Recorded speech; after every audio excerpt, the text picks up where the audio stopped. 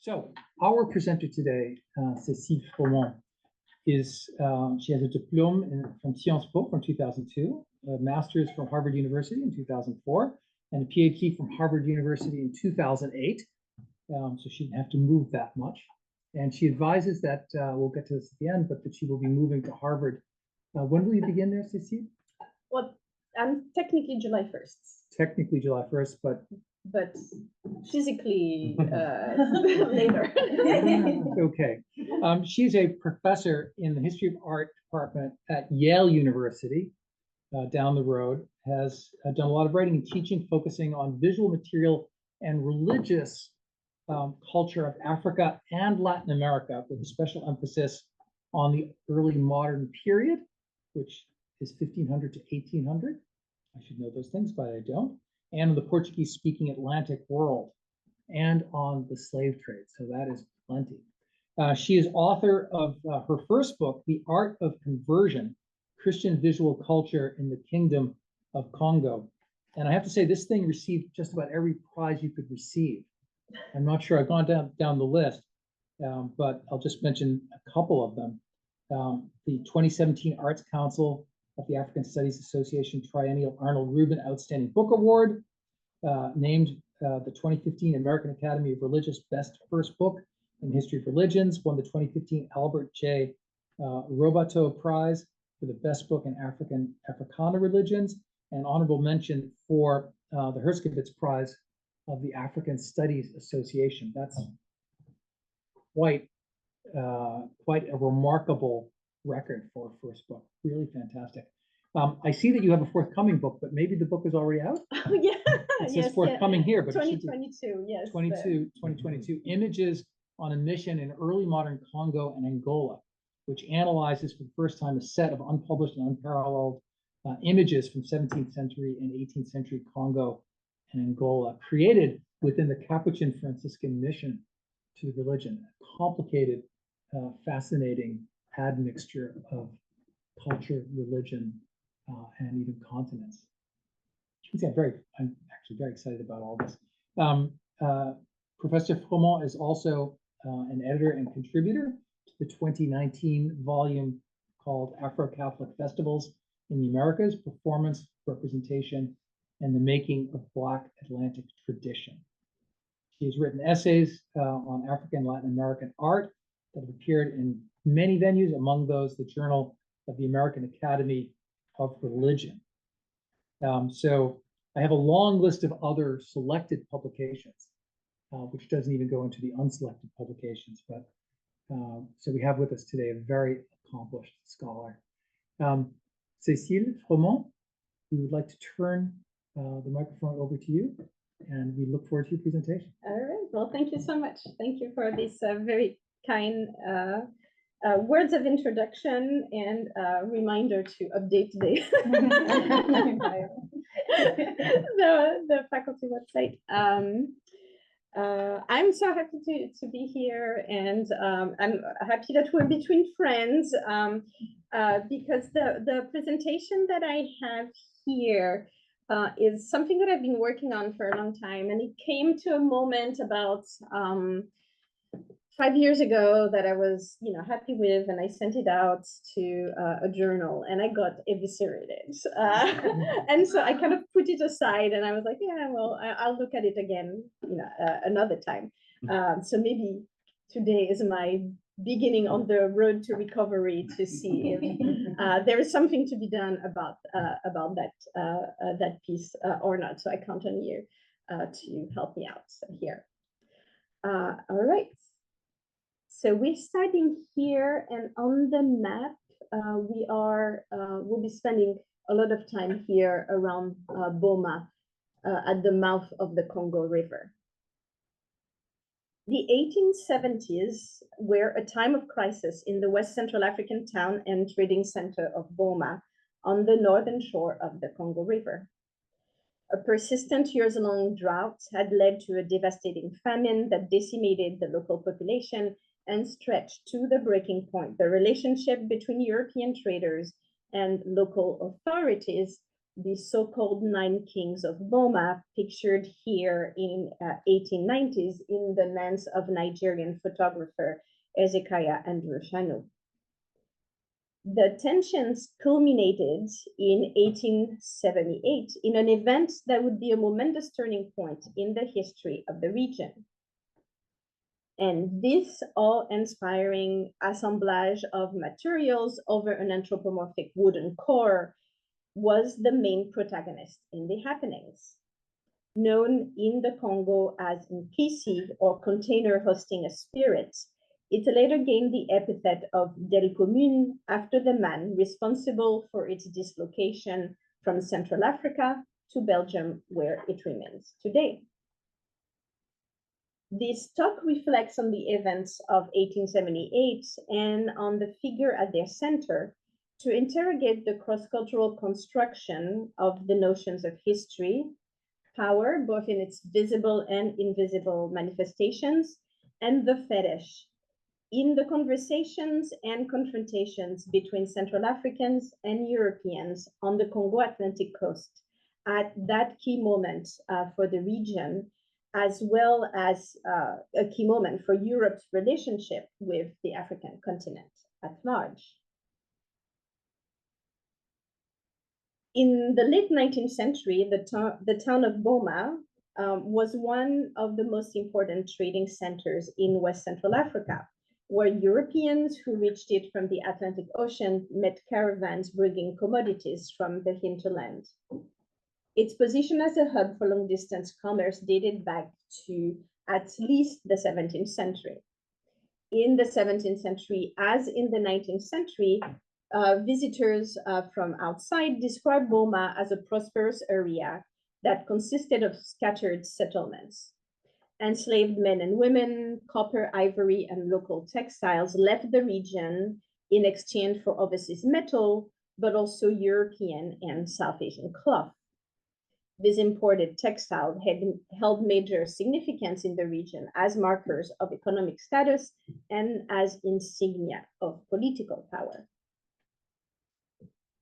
An emblematic example of the growing association between imported cloth, prestige, and power around the mouth of the Congo River was its use in elite burial rites. Louis Oyer de Grandpré, a French slave trader that was active in the region in the last decades of the 18th century, joined word and image in describing the long process through which one of the greats of the region, the Mafuka of Cabinda, who was in charge of foreign trade, was put to rest in 1786-87. Over the course of a year, his body was dried, then covered with precious items, and finally wrapped in an outer layer of, in Oyer's words, fabrics from Europe, blue canvas, chintz, cloth, and silks. And the print on the screen shows the final state of the bundle that was, enormous at the end, and has this checkered plaid cloth that is visibly imported cloth. As it's used in ritual occasions such as these politically and socially significant burials attest, imported cloth did not only function as displays of wealth and conspicuous consumption by the wealthy, which it also did, but cloth also became a significant part in the region's vocabulary of political and spiritual power. It acquired in West Central Africa the status of currency that local raffia cloth had held in the past. In the 19th century, textiles were still the main currency in foreign trade, known by their Portuguese name of cortadas, or piece, or fazenda de lei, literally customary cloth or money cloth. This fazenda de lei that served as yardstick of value was a blue and white checkered cloth, well known in the visual culture of the region. So these are actually samples in the Dutch context from the 17th century of that fazenda de lei. We also see it in the 17th century as part of the regalia of a Congo ambassador to European courts here. So that marks kind of the mix of luxury goods and politically significant items. Here is a sketch by de Grandpré, the author of the book, that sees the picture of the elite woman from the region wearing this cloth and having beads from presumably Venice also, so talking about this kind of material. So the imported textiles in a range of design, but mainly plaid blue, functioned in the region as markers and instruments of might, be it in the sumptuous clothing of the elite, such as here, in the social and economic value they allow their owners to store, use, and bestow, or as instruments of rituals, as in the burials. So the strips of cloth that give our object of focus its bulk are taking part in a centuries-long visual culture where political, social, and spiritual power took symbolic and effective form in the accumulation of imported textiles. That object, in turn, manifested the local power's symbolic and material entanglements with Atlantic-wide or even wider networks of trade, aesthetics, and politics. In 1878, Boma was adjusting to the transition away from slave trafficking, which was still active decades earlier in the 1850s and to a lesser extent the 1860s. In its stead, the commercial networks meeting at Boma turned to the so-called legitimate trade in palm oil, rubber, peanuts, ivory, and to a lesser extent copper, all sourced in the hinterland and subject to multiple fees and taxes as they passed through territories that different polities controlled. The 9 kings of Boma and the directors of the many European trading stations installed along their shores had solemnly negotiated in early 1873 the share of taxes that they would pay at the last stop in Boma itself. At the time, in 1873, there were already droughts and hunger was already spreading.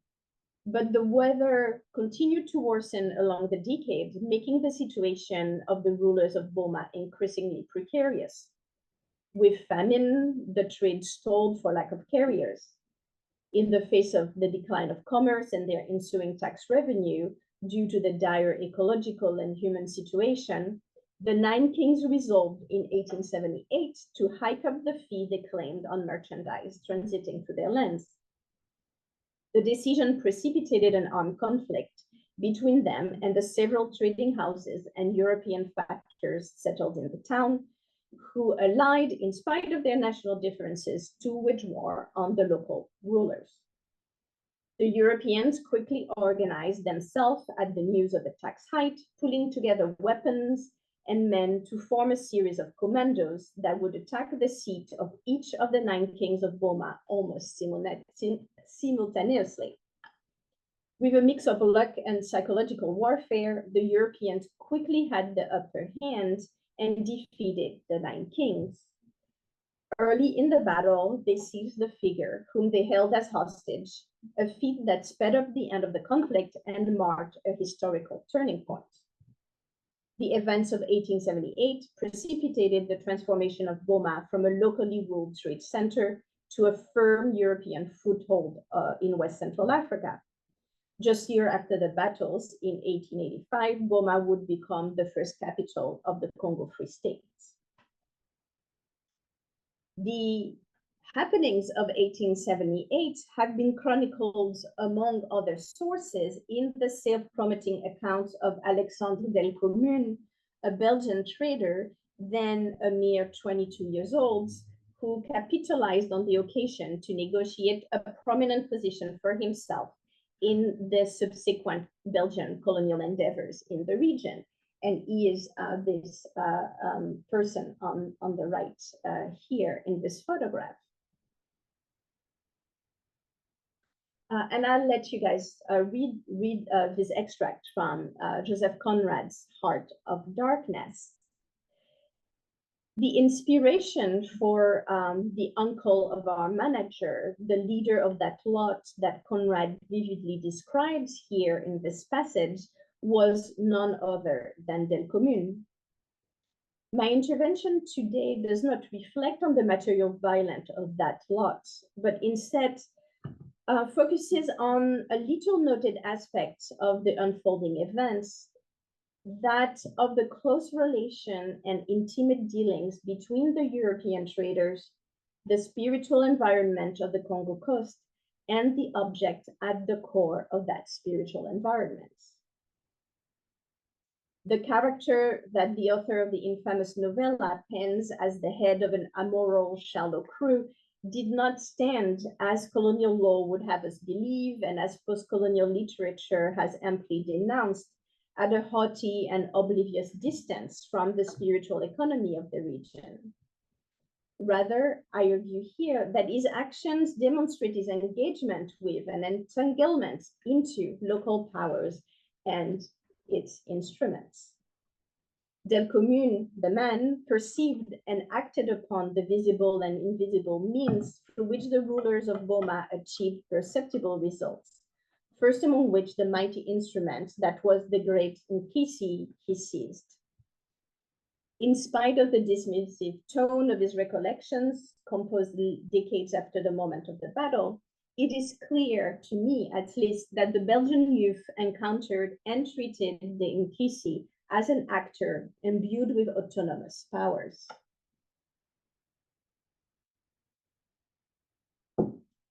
Without a doubt, the Nkisi figure played a central role in establishing Delcommune's position in history, and in many regards, man and object have become inextricably linked to each other. The figure is still today broadly, if unofficially, known as Le Delcommune or the Nkisi Delcommune, in a variation and euphemism from his long-held nickname of Le Fetish Delcommune or the Delcommune Fetish. The now elided term fetish was once and is still widely used to label this and many other African objects, although it has been the subject of much debate and controversy as a term. For some, it is an unviable term carrying the semantic burden of its historical links in European intellectual history to notions of irrationality, misplaced and futile spiritual investment, and general lack of cultural sophistication. Avoiding it altogether in favor of power object has been the preeminent position in English language scholarship since at least the 1980s.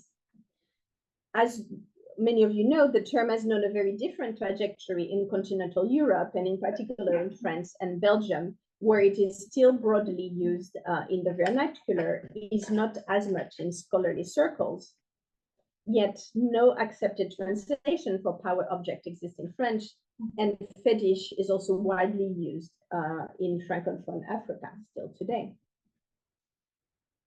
This distinct lexical trajectory is not only the result of political differences between the two contexts, the United States and French-speaking continental Europe, with regards to Africa and its object. And this itself is a point that warrants discussion. But what concerns me here is to interrogate the persistent term as an object of inquiry of unique importance to the understanding of the shared history between Europe and Africa.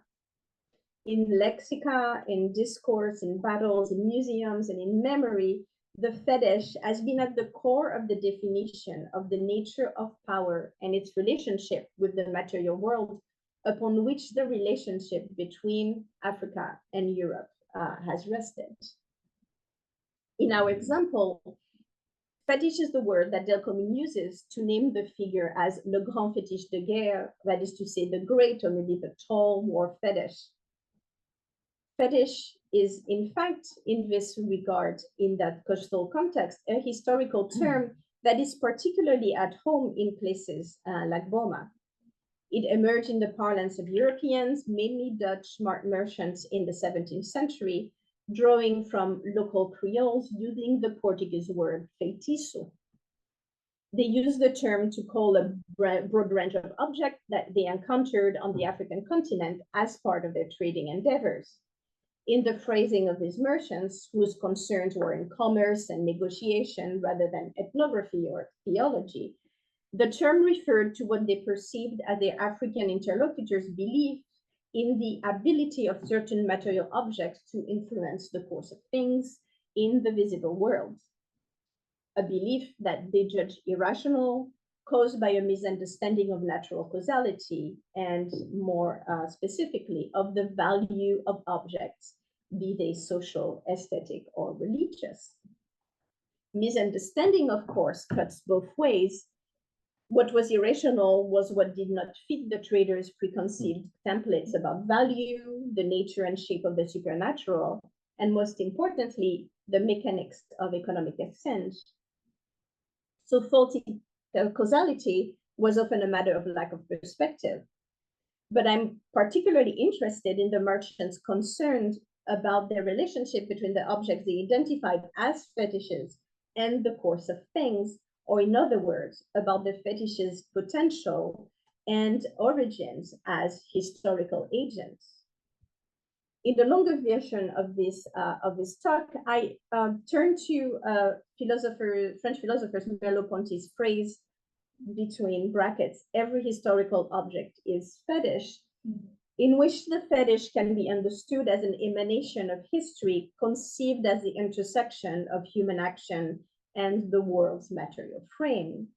So drawing from this idea of the intersection of human action and the world's material frame, I argue here that the Nkisi on the screen is one such emanation, crafted from a series of events binding together material frame and human action.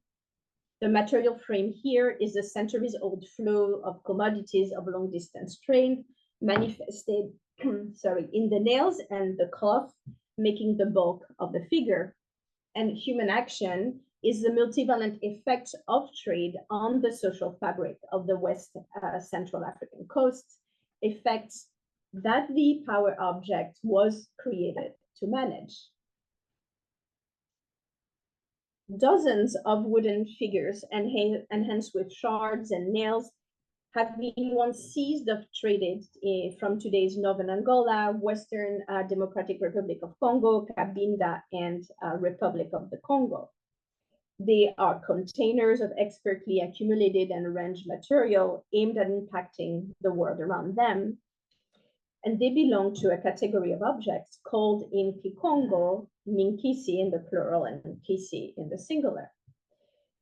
These are complex combinations of concrete and abstract ingredients that trained practitioners composed to lure invisible forces into containers of various kinds. They could be vessels, carved object, or the body of a prominent person. Having ensnared these forces in a container, the specialist can then direct them towards effecting particular goals.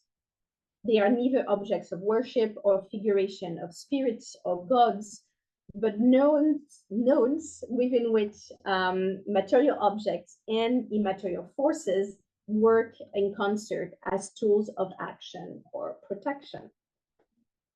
Among the best known of these objects is our figure, the Delcommune, the object, seized in 1878 from Nekuko, the man photographed here, who was one of the 9 rulers collectively governing the surrounding of Boma. Over 1 meter high, the anthropomorphic wooden structure is topped with an intense face and grounded with 2 stocky feet that disappear under a dense material covering.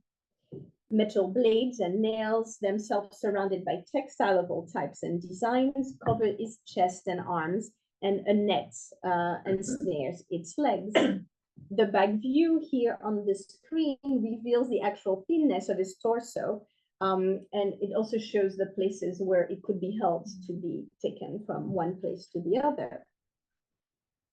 The bulk of the figure does not actually come from the wooden carving, but from the pharmacopoeia of ingredients that has been added to it. The figure would travel from place to place, market to market, where its specialist would activate it in public ceremonies. Activation is what left visible traces in the figure in the form of the items added during the ritual. So the visual impact of the figure derived in part from the multiplication of nails, shards, and nuts because of the association between each item and a particular moment of activation, and by inference with a specific issue addressed and presumably solved. So each nail, its shard, stands in principle as a warrant of that particular moment of activation. So we also know that in practice, Wyatt McGaffey has demonstrated that part of the construction of this object could be pre-prepared, and he has a set of examples where there is a franchising of this object where you would already put nails and objects so that it would look like, you know, it was ready to go as a kind of a subsidiary figure of a well-known figure. So this relationship is not, you know, a one-to-one relationship.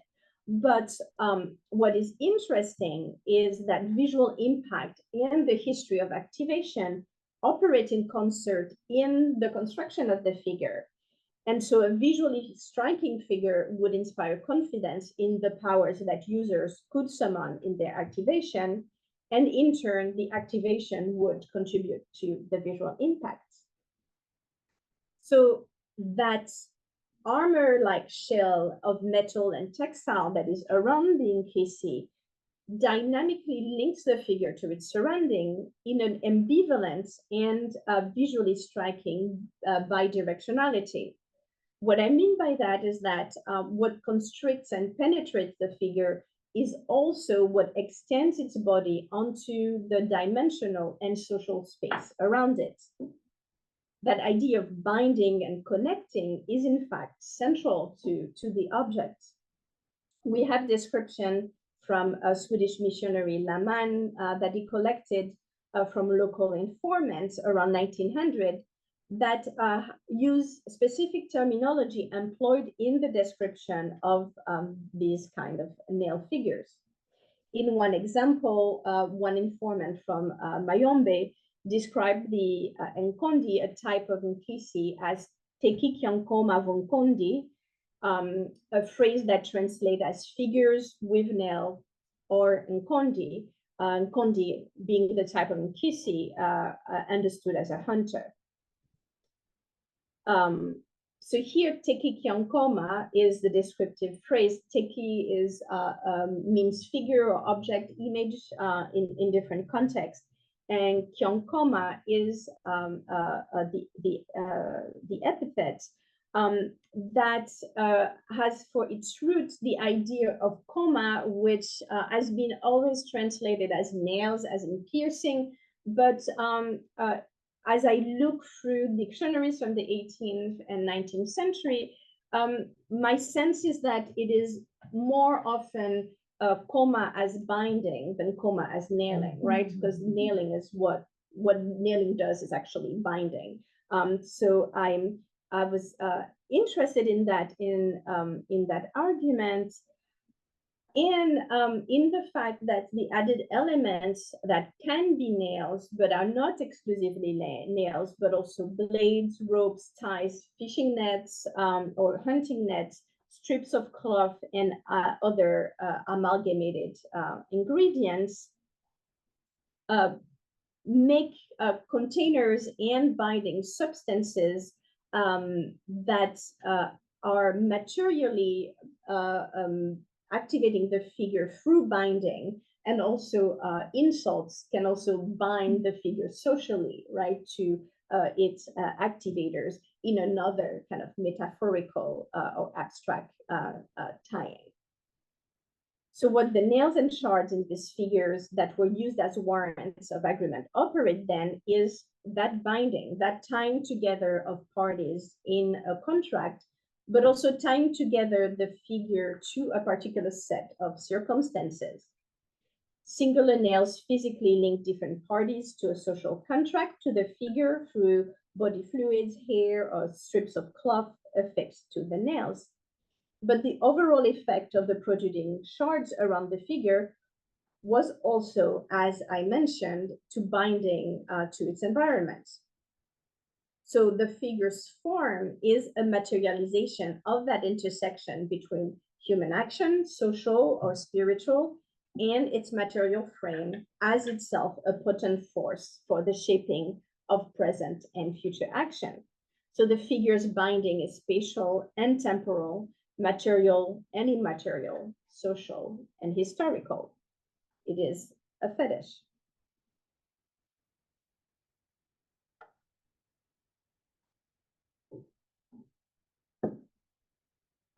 So while Nkisi of all types, anthropomorphic health have been documented since the first contact between Europeans and Central Africans, nail figures are not. And here's a 17th century engraving that I read as presenting those figures as this, and potentially this also a kind of a European interpretation, I think, of Central African wooden carving. But in the thousand of pages that we have about the regions by Europeans and by local inhabitants, no one until the early 19th century mentions nails as an activity, a mode for the figure. So, of course, arguments of absence are never fully convincing, but I really think that the nail figures really belong to that moment of the late 18th century and 19th century, when the relationship between Europe and West Central Africa transformed through the increase in trade. The first mention of a nail figure, nail fetish, is in this book from 1816 by a British Captain Tuckey, who was there a few years earlier.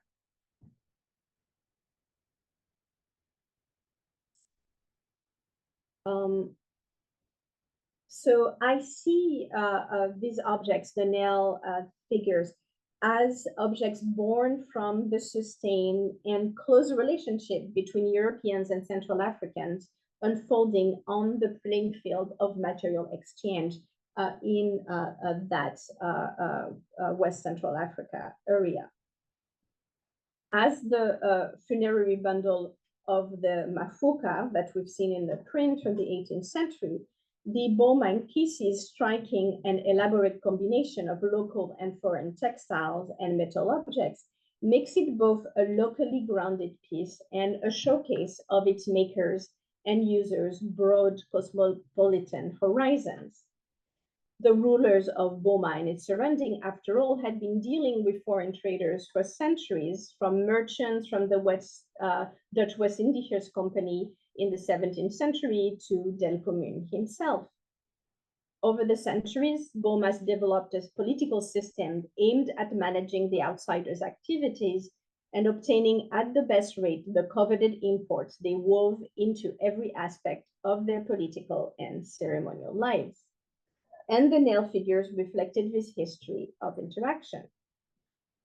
So taking the idea of binding at a broader level enriches our understanding of the so-called nail figures as historical objects, that is to say, as fetishes, derived from centuries of long-distance trade and cross-cultural interactions. Bringing together local and foreign items, these figures are linking the different worlds, encountering, negotiating, and facing off in places like Boma. The entanglement they affected was not only visual and material, but also human and social. It is evident for me from sources such as Delcommune's memoir that Europeans abided as much as Central Africans to the authority of the figures, whose power they also felt, used, and attempted to control. In his report written decades after the fact, once the drama of colonial overtake of Boma had fully played out and in favor of Europeans, Delcommune attempted to belittle the role of and power of the fetishes objects he encountered with derisive language. Yet his book still vividly describes the prominence of male figures and other similar fetishes, in his words, in shaping and directing his own activities. Delcommune is quick to report how he took the objects he called fetishes hostage or shot them with rifles, but he also tells us that he used them as guardians for his warehouses and commissioned ceremonies to seek their assistance in resolving his own predicaments. Eventually, having seized the Great War fetish after defeating the rulers of Boma, he writes in a passage of revealing ambiguity here on the screen, as I believed rightly that this idol was a more important hostage than any human hostage, whoever he might be, I ordered 12 of my men to take it to my home to be safeguarded in one of our iron storerooms. I had the certitude that seizing that famous god would have a considerable effect on the outcome of the events unfolding at the time. And here it's a god, right? Not a fetish. Delcommune was not mistaken as to the powers of the Nkisi. The defeat of the 9 kings of Boma and the capture of the great fetish marked a turning point in the region's history. The kings had to pay a heavy fine, abandon the tax increase, and they had to see Delcommune deny their request to have their great fetish back. It was this war, Delcommune concludes his chapter on the Boma conflict, and I quote him here. It was this war that broke forever the prestige of the kings of Boma and affirmed considerably the authority of Europeans. End of quote. Month later, Delcommune still held the fetish at his side and continued to refuse to give it back, in spite of the handsome ransom the Nekoko offered to him. Without his great Nkisi, the Nekoko continued to see his power fade until being completely defeated by a local competitor. And still, Delcommune kept his fetish close. In 1883, the Belgian man joined the International African Association, the front organization masking the ambition of King Leopold II to make Central Africa his own personal domain, to own and exploit at will, here in a caricature illustrating that ambition. It was likely shortly before or after his adhesion to the association in 1883 and before the dissolution of the association in 1884 that he gifted the Nkisi that he had brought back to Brussels with him to the group. In short order, the defunct organization would pave the way for the scramble for Africa, in which the Belgian king triumphed. As for the figure, it began its long career in Europe as an exhibition star. It first joined the collection of the Royal Museum of Weaponry, Antiquities, and Ethnology at the Porte de Halle in Brussels, and then the World Exposition of Antwerp in May 1885, and eventually it reached the Museum of the Belgian Congo. Here a view, it's not dated, but I think early 20th century of the anthropology room where he likely was kept for some time. From Tervuren, from the Museum of the Congo near Brussels, the Delcommune figure visited museums and exhibition halls in metropolis around the globe. In its new role, it continued to act as the fetish or historical objects that both materialized and created the conditions for the emergence and trajectory of notions of African art, and through them, the definition of the colonial, anti-colonial, and post-colonial relationship between Africans and Euro-Americans. Today, the Delcommune fetish is still in the collection of the Royal Museum for Central Africa, where for all its fame and for all its visual power, it has not always found a place in the permanent display as one figure in a collection counting dozens, hundreds, likely, of his colleagues. There, on and off, when not on tour in other venues, in the art hall of the newly renovated, controversial still museum, As it did in Boma, it continues its work in the production of history as a central protagonist in the debates around the repatriation of cultural artifacts taken as part of European colonial expansion, and in the movement for the so-called decolonization of museum collections and display. In scholarship, as in the popular press, the figure serves as a frame for questions around the violent history of acquisition at the origin of the Belgium Museum, as well as other European collections, and the presence or absence of this history in the museographic apparatus surrounding their public display. Thanks to the work of Martin Coutenier and others, the Delcommune's history is getting much attention, including on the excellent provenance page of the museum, in which the entire history and much information and documents about the trajectory of the object are outlined there, freely available to see.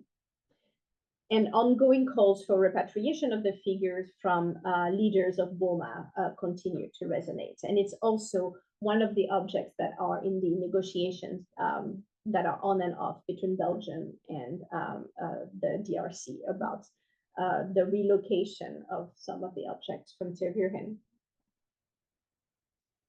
So in 2024, as in 1878, the Delcommune figure binds together the people of Boma and the European actors engaged with the region's material and spiritual instruments as foes, as scholars, and as keepers. It continues to function at the chiasm of human action or inaction and its material frame. As agents in charge of the collections inherited from Delcommune and his lots receive the calls from the heirs of the Nekuko of Boma for its return, the figure continued to exert its binding powers as an object created in the cross currents of long-distance trade on the Central African Atlantic coast, as a protagonist in the rise of Belgium's colonial ambitions in the guerrilla ambush of 1878, and as a fulcrum for demands for deeper reckonings from museums about the nature and ethics of their collections. The Delcommune was and remains a historical object, that is to say, a fetish, binding together Africans and Europeans as frame and actor of their shared history. Thank you.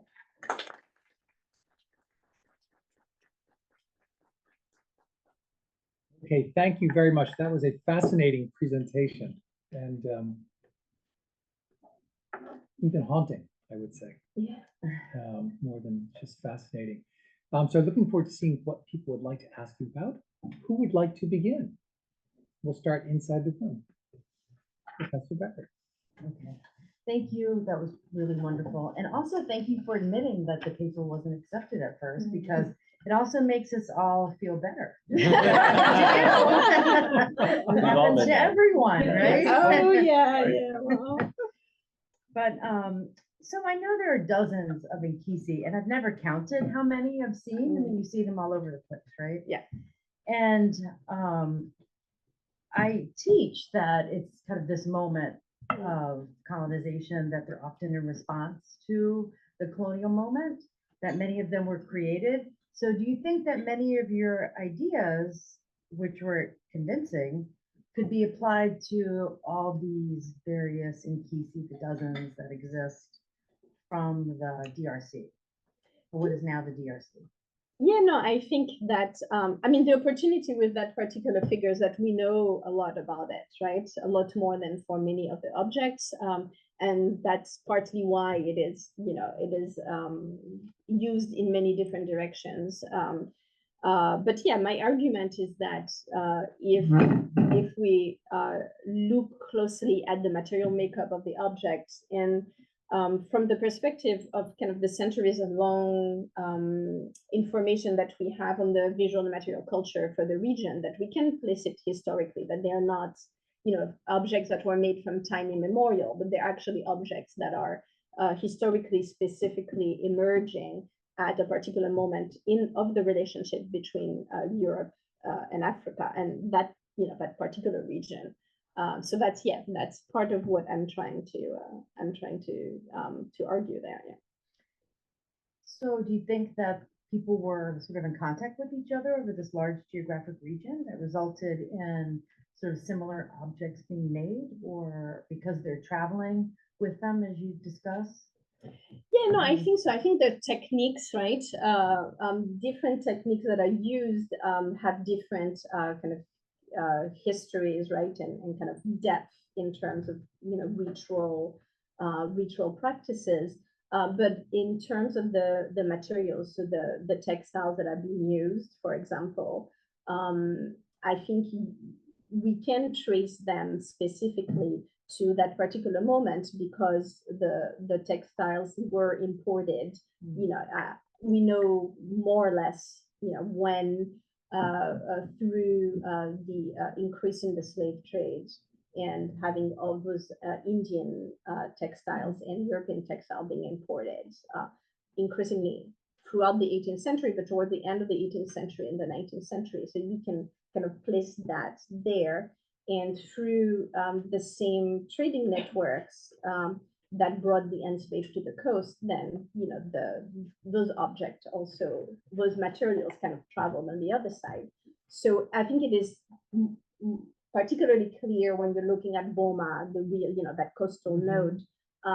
But I would be, and I haven't done it, but it would be interesting to kind of, do a different mapping, right? Of those techniques of binding and through imported cloth, right?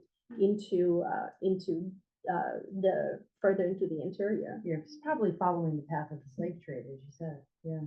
I would think so. The problem that we have in doing that is a lot of the provenance is shaky for the object. So, it's hard for many objects, right, to place them in a particular local. I mean, we could use stylistic analysis to have like some broad ideas, but it's kind of a chicken and the egg in a way, right? Because we need to study the textiles that would allow us to get a better sense of the dating of some of these objects, and then go back to the really kind of painstaking stylistic analysis that has been done for the region by Levoir or in the 20th century, and then we could really, I think, learn a lot more than we do now. Yeah, it's great. Yeah, it's fascinating. May I ask a basic question? What does the word Nkisi mean? Does it mean cheap? Is it the same as the South African word Nkosi? No, Nkisi means well, it's kind of it has a kind of ontology of itself, but it's both the spirit that animates the container, and once the container is animated by the spirit that has been ensnared in it, it talks about the container itself. So the figure is Nkisi, and the spirit, the invisible force that has been ensnared in it, was also Nkisi before it was in the container. So it is kind of both transcendent and not. Fascinating. Yes, please. Yeah, related to that question, do you know if this object was deactivated before it exited, or if the power substance is still in it, or not? Well, I think that's a great question. I think we know it wasn't, because it was seized, right? Yeah. So it's still, that's why it's still, Has it, it still has it's still making history in a way, right? Yes, now have you, and I don't know how useful this would be, but compared it to others in the same style. UCLA has one that I would have said this was UCLA's if you didn't tell me it wasn't. Yeah. Yes, no, exactly. The UCLA one, it's the material makeup is very similar. Yeah. I think the actual it's not so similar. I mean, I love the just doing it UCLA because one of my because memory. it has, but that's an example, if I recall correctly, and I think Carly has done a lot of provenance work on it, and I think it's still shaky. Like, we don't really know. I mean, I think it's a welcome piece. It is a welcome piece, Because, and I don't know how many little Nkisi are on this one, but there used to be 4 on the one at UCLA, which is where I worked in that museum as a graduate student. And 2 of them were stolen. They were snipped off while it was on exhibit. What? When, in like the 70s, like when? But it would have been in the late 1960s. Gosh. And I don't know if they've ever been recovered. I mean, Interesting. but I was didn't know thinking, that. did they That's try great. to ever replace their Nkisi, the 9 kings, or the king who owns this one? I don't think they did because the descendant of the Nekoko are I've been asking for it like throughout the history. It's the key moment was right after, a few months later. Then I don't remember for the early 20th century, but right after independence, they also asked for it. So it's it's been but in terms of their political power, it shifted to another family. So I don't think they did replace it. But that's a great question. Yeah. Let's go here. Thank you, really, very, very much. I cannot imagine why they eviscerated your first submission of this unless you changed it 100%. But so, and again, thank you for sharing that. I think it's very helpful for all of us and for students to hear this. So a couple of basic questions. How big is this? I might have missed it. It's pretty big. Like a larger On the floor, it's like Almost yeah, life it's small, size? like 1 meter, over 1 meter, right? Like yeah. And, sorry? Nothing. It's imposing, It's very but it's imposing. not life And- size. It's not life And size. it's one of several, if not many, types like this from the region, but we have this extraordinary history Yeah. and provenance for it, which is just so extraordinary, obviously. So the linkage of its emergence and colonialism and the slave trade, that, because I was just hearing that conversation and wondering how far back this does go, because there was that 17th century Dutch print, I think, right? So these we know Italian, that but these existed well before that moment, correct? The type, the Nkisi type existed, but they did not have nails. And then that was my other question, nails.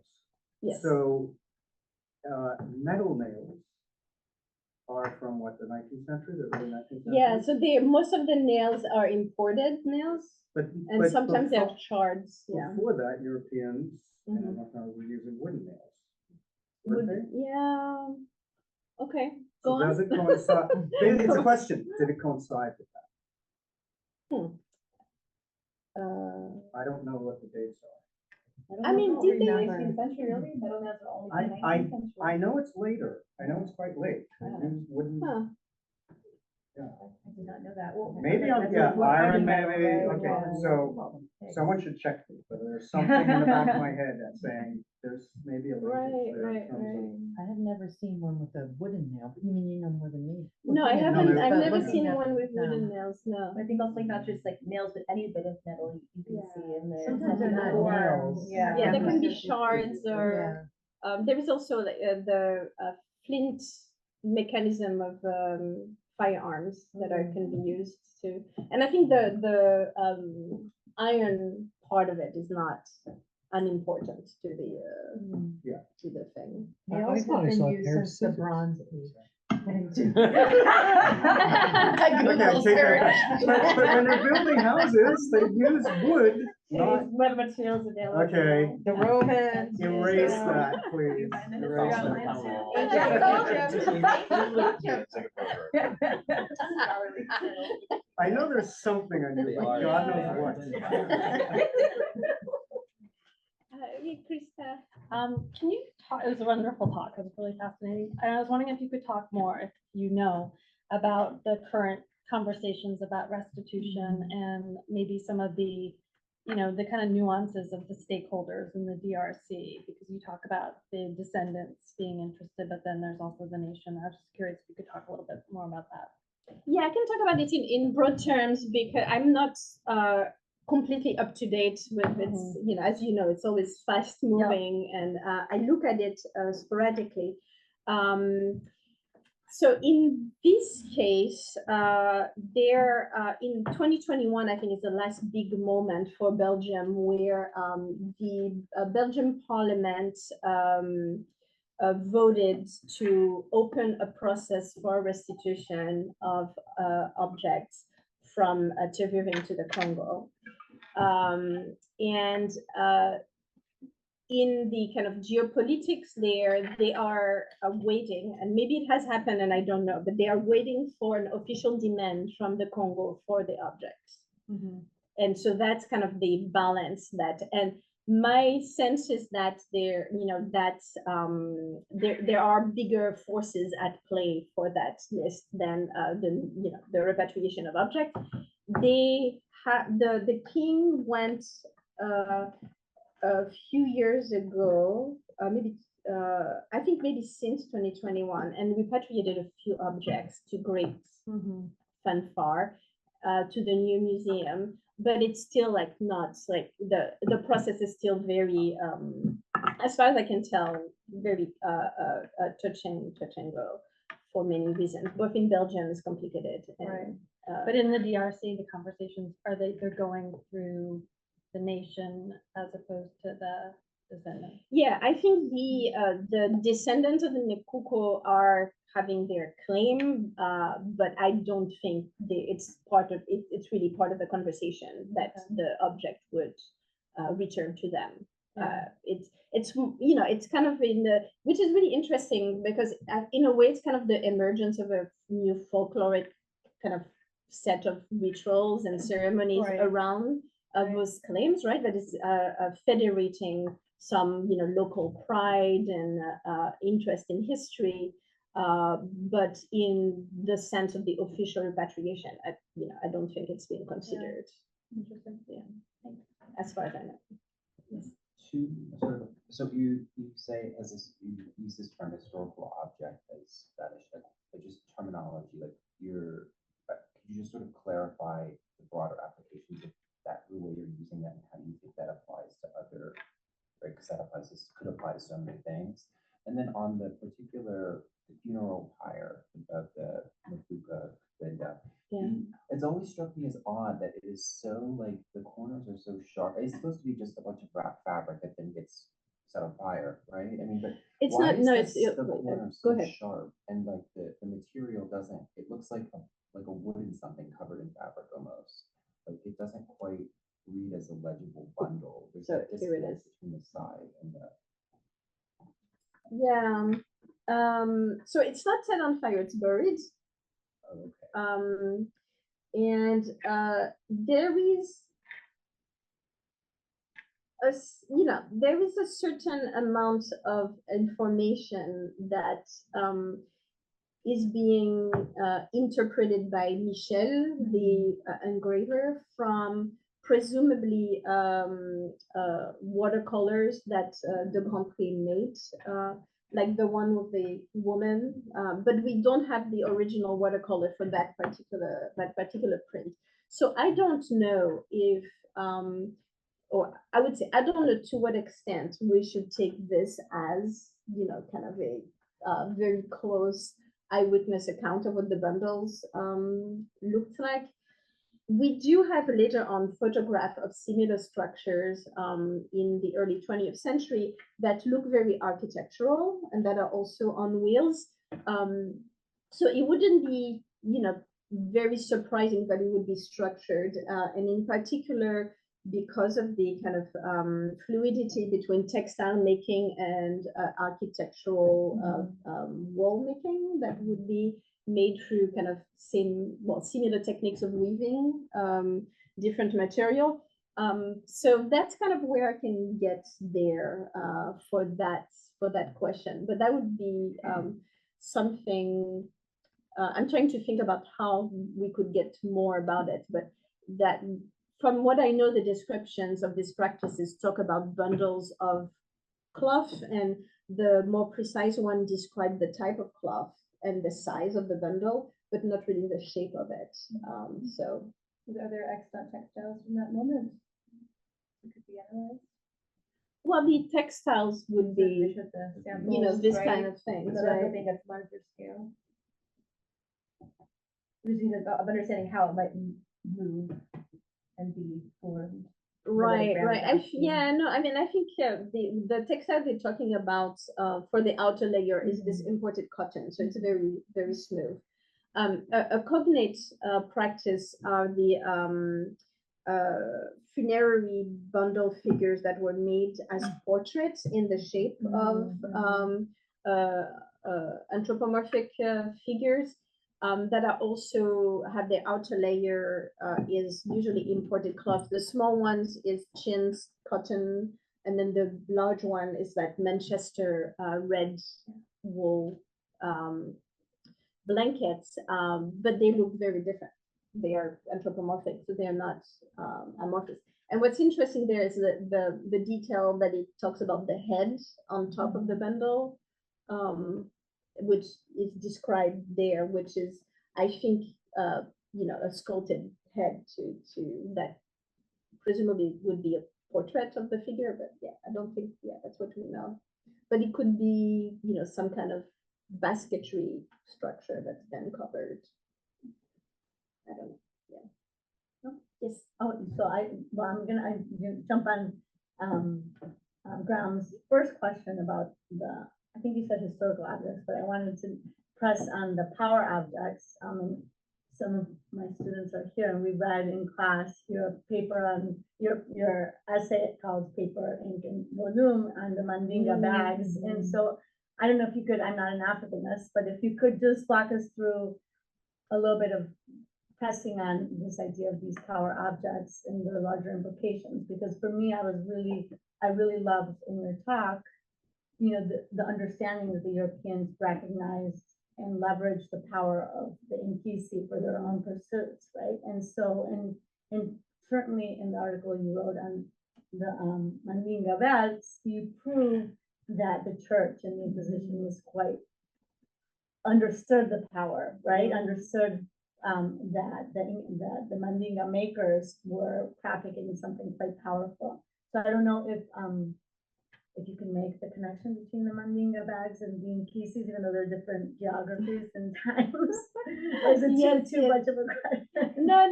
Thank you for that. So first, the fetish. Yeah. So there is kind of that I use kind of as a fulcrum, right? That formulation by Merleau-Ponty, which is part of his kind of broader discussion of history, but it's really in his, you know, notebooks, and he says that, and then he gives it that where that says every historical object is a fetish.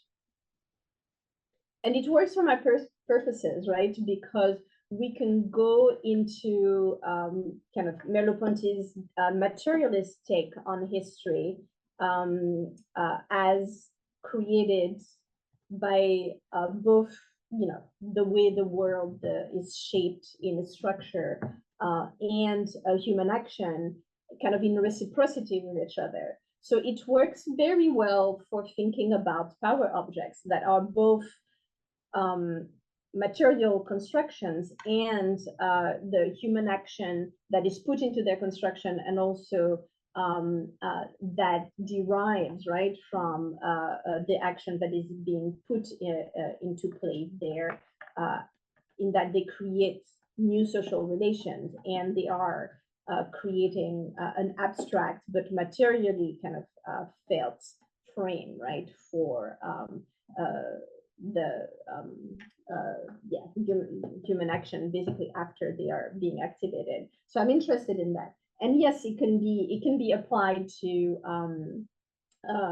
many things, many objects, but I think some kinds of objects are specifically and intentionally inhabiting or placed by their human actors, both, right? Kind of placed and creating that nodes where you can see the intersection of human action and the material makeup of the world. So I'm using it in this way. So I think not every object can be a fetish. Some objects are, you know, more likely to be, and I think intentionally constructed as such. But it doesn't have to be. I would argue it doesn't have to be an African object, right? It doesn't have to be limited to that. But in the history of the term of fetish, it has emerged specifically from the relationship between Africans and Europeans on the Atlantic coast. So it is a historically and geographically grounded term that has its own genealogy in that quite narrow geography, after all, right? And that's showing us a way to link European intellectual and spiritual and political history and Atlantic African spiritual political history. But doesn't the fetish sort of start out as something that's like toward on the body, and then the idol is sort of like the separate, the figure? Like at what point does that? I think the fetish is in it's used throughout from the 15th century right to today, really, to talk about objects that are able to exert power, which is to mean to have to take invisible means to have visible results, right? But it has been ascribed at different times and in different places to some kinds of objects rather than others, but always, I think, in the relationship between Europeans and Africa. So in the 15th century, the concerns of that interaction is mainly the Portuguese encountering Islamic partners, trade partners in Senegambia, basically. And so there, the fetish, which is, long explanation of what I mean by the fetish, are those amulets, right? But in different contexts, you can take that broad idea of the fetish and see it manifested in different places towards different objects. And in the 19th century, it becomes kind of attached to this kind of objects, but always in the relationship between Europe and Africa, and which leads me to Anna Maria's question, which I think the bolsas de Menjinga, are an important part of the history of that kind of common idea of the fetish that is co-constructing Europe and Africa.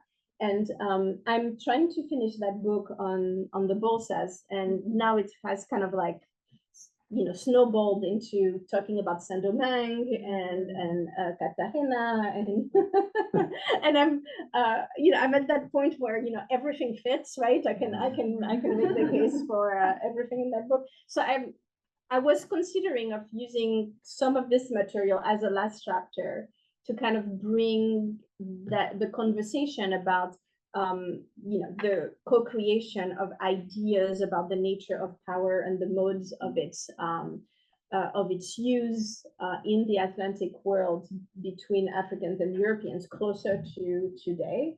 And so, yes, I think it's all related in some ways that I'm not quite sure exactly how to, be specific about. Could I interject for a second? Yeah. Folks in Zoom land have asked if you could put down, even though I'm loving looking at this, stop sharing your screen so they can see. Oh, yes, the rest of what goes absolutely. on here. Yeah. And there are a lot of questions and comments that are building up in the chat, which we'll get to, I hope. Okay. Just following on the fetish quickly, I might be simplifying things in my head, but so you're not really saying we should reclaim the term fetish as like a sort of an empowered term, because it's pejorative, how it's used to describe African objects, but you're saying to just sort of pay attention to when it's used and look at that entangled history. This is what I'm understanding. Yes, I think it's a term that is very useful to ask pointed questions about both the kind of historical relationship between Africa and Europe, and to ask questions about the historiography on the relationship between Africa and Europe, and the political consequences of both in today's moment. So, and one area that is intriguing is that Yeah. Don't pay No, attention to the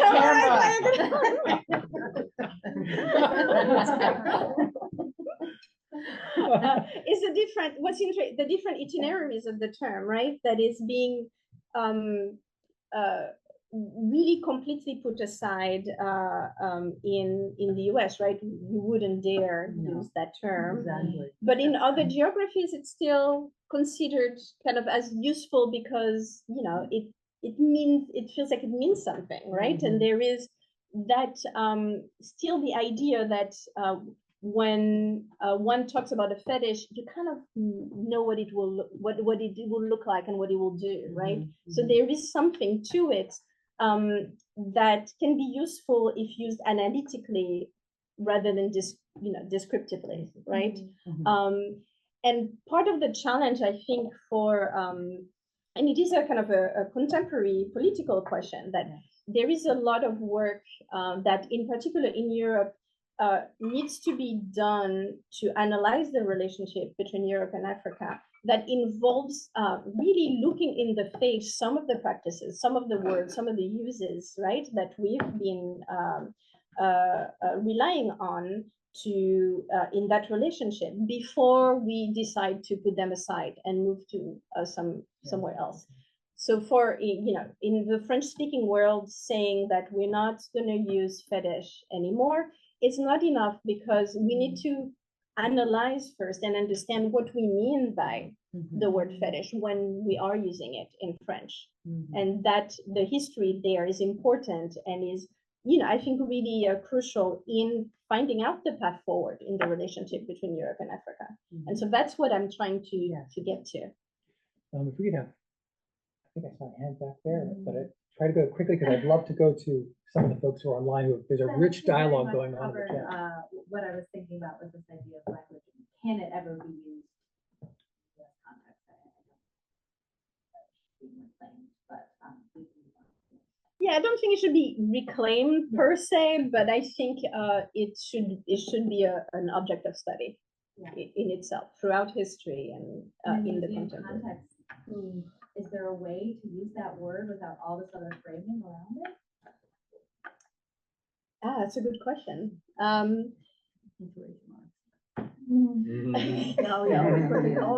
But sometimes people don't look at the quotation marks like the primitivist exhibition. Yeah, I wouldn't use it in quotation mark, but I think it is, you know, it could be used in a descriptive in a description of an object, saying that these types of objects were the type of objects that Europeans considered as fetishes because of ... right? Or that were the material manifestation of ideas of fetish, depending on the timing, right? Of fetiso or fetish, that is a word at the, you know, crux of European and African conceptions about their relationship in commercial and spiritual ways, right? It's like a wall or rail label, but never tombstone. Yeah, like yeah, that would be. But although in this case, like it's been known for so long as a Delcommune fetish that calling it the Delcommune figure, it feels like it's too little, right? It's almost a title, right? Is the word used in the UK still? In the UK, I don't know. Like, what do you guys think? Like, not too much now. I mean, I forbid my students from using it. That's African art lecture one. Like certain words we don't use. Fetish attachments. Tribal. Amazing. Could we go to Professor John Thornton on Zoom if he would like to unmute himself? And I hope we'll be able to hear you. I hope so. Yeah. Well, Cecile, I hope you look at the other stuff I wrote up there, which came to me along the way, which I won't review now. But I think with regards to the question of fetish, you know, the word was linked early on to witchcraft, and in the period of the medieval and early modern period, people actually believed that these things had real power and that they actually worked. And then they blamed that on the devil. So that's why it became a diabolical object. And hence the connection of, often you see the two together, diabolical fetishes and so on. But then when the Enlightenment starts, the Enlightenment was at war with those kind of concepts, and especially diabolism. It ended up being reduced to something that was not working. It didn't make sense, and therefore it was silly and useless. And I think that's an important distinction to make in many of these kinds of concepts, and that the change from the medieval church. Congo actually had the medieval church when it began as a Christian country, and then the Counter-Reformation came to Congo, and they didn't like it very much, as we know from the Capuchin reports. And then when the Enlightenment comes, it's now reduced to sort of meaningless stuff. When you look at like even the British Baptists and so on, and their sort of denunciation or really dismissal of all of Congo religion, including the Christian component. So I think that's an important part to keep in mind. Yes, thank you. And I will look at your comments on the chat for sure. But I think that's kind of one of the crux there, that, in the early moments of the use of fetish, so in the coast, it was less difficult for Europeans because they were considering it as another type of sacra, right? That there was that kind of spiritual apparatus from medieval and early modern Europe that made powerful objects affecting their actions onto the world something quite common. And that's so at that moment, the idea of the co-creation, right, of the overlap of African and European kind of spiritual conceptions is not as difficult to pinpoint and describe as what we have in the 19th century and later on. And that's why I really want to bring in the discussion of the Delcommune, because it really shows that, in spite of the Enlightenment, Europeans never stopped understanding what fetishes were and believing in and using them. And Delcommune gives us this description, but I also have a long list of other Europeans who are, collecting in the 19th century and saying, things that, you should wear gloves because if you, I think really funny, like you should wear gloves because if you look at those objects, you might get syphilis or something like that, which are kind of mixing different genres. This was all his comments. Thank you. I have your comments, John. And there are plenty of them. And so my point is that in spite of the Enlightenment, that the Europeans still believe in those objects in the 19th century, in the 20th century, and also today. And they should, because the objects are, parts of that creation of history, right? Which is exactly what we're talking about in a way. Yeah. I like to. Well, I'm talking about continuous revelation, as you might guess. I use this phrase when I'm talking about it. I say, if you are walking down the street and you see a penny on the ground, you might say, find a penny, pick it up, and all day you'll have good luck. And then if you do pick it up, and that day you happen to have some good luck, you're definitely going to hold on to that penny. I know many, many people who will not make a business decision on Friday the 13th. I mean, these are all things that relate to spiritual power that we pretend doesn't work. But it's amazing how many people who are complete materialists will nevertheless, be upset with a cat cross their path, black cat cross their path. And we could go on about that. We call those superstitions, which of course was the term they used in the medieval period and usually preceded it with diabolical, to mean exactly these things. Vain actions, which evoke the supernatural and which, according to at least the sort of Counter-Reformation idea, was connected to the devil. When you did that, the power was out there. It was diabolical unless you went the right route. Yeah, no, and it runs the gambit to, you're not allowed to burn a flag, which, is, you can read that purely through the symbolic, but there is something also more to it that is very much about power. And that's the crux there, that it is about power. Its nature and how you can wield it. also on Zoom, Tim Wieskel has been going back and forth with John Plankin. That's only part. I'm afraid it keeps going. But Tim, would you like to share some comments or pose Well, some we don't want to questions? interfere in their conversation.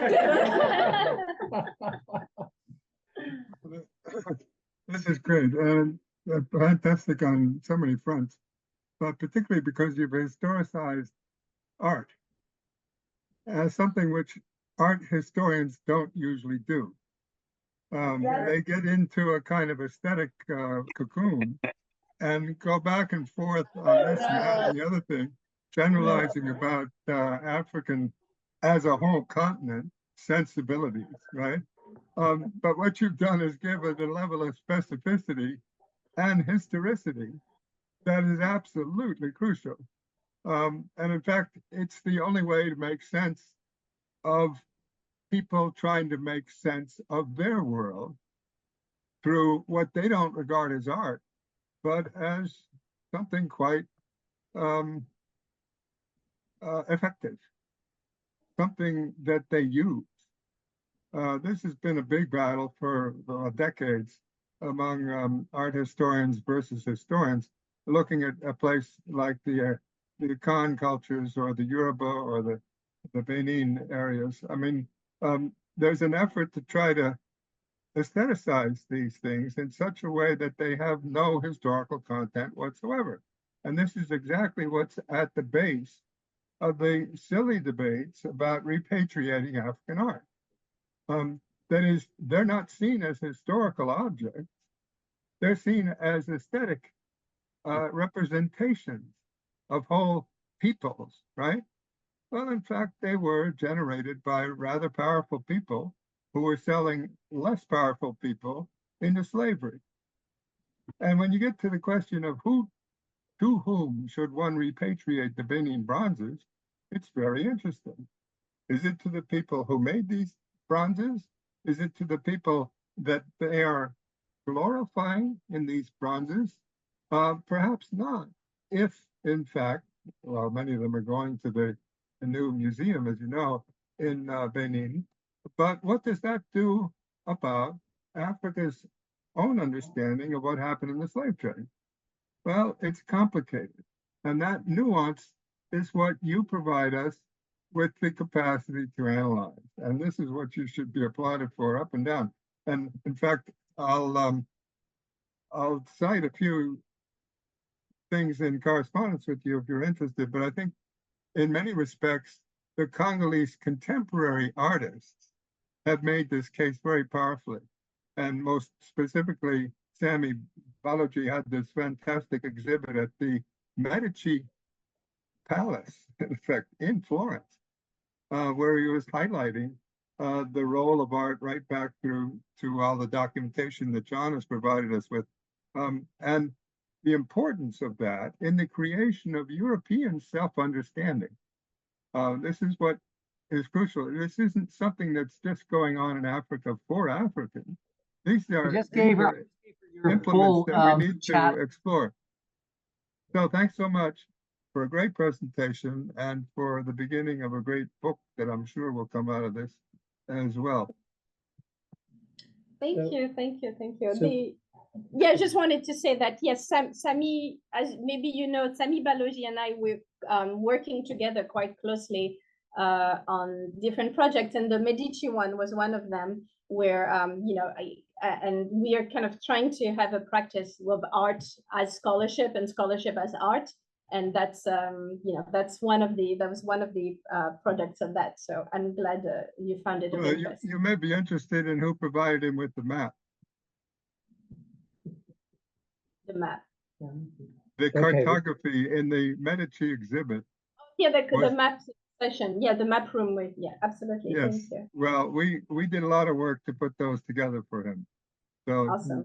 you can look at the exhibit in all its splendor, and his ingenious way of putting it with that black globe at the middle, which reflects every map around the outside in exactly the backwards perspective, which is his statement about what Europeans understood of Africa. It was totally backwards. Thank you. So Thank we you. are afraid nearing the end of our presentation today. I'm very sad to see that because I think it's going for a while for sure. But rather than ask a question, I was wondering, Cecile, as you've Yes. had the opportunity to hear how much you've provoked here amongst our group and the kinds of questions, would you like to say any closing words about Oh. about the topic very broadly? I think even beyond this piece of work you presented with us today.